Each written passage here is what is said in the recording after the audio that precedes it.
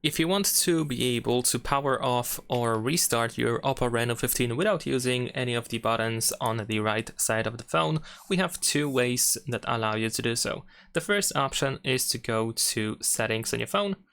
Next, in the settings, we're gonna go to Accessibility and Convenience, and then over here, open Accessibility, and you want to go to the Accessibility menu.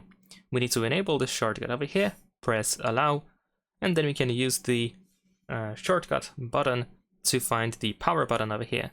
And now, as you can see, we can power off or restart the phone quite easily. And another way to do so, to open the power menu, is by going to the control center or quick settings. You might need to tap on this pen icon here at the top of the screen to then use this plus in the upper left corner. And then here, if you scroll down, you should be able to find eventually the power off button, which we can add to the control center, so you can tap here to turn off or restart our phone. Leave a like and subscribe.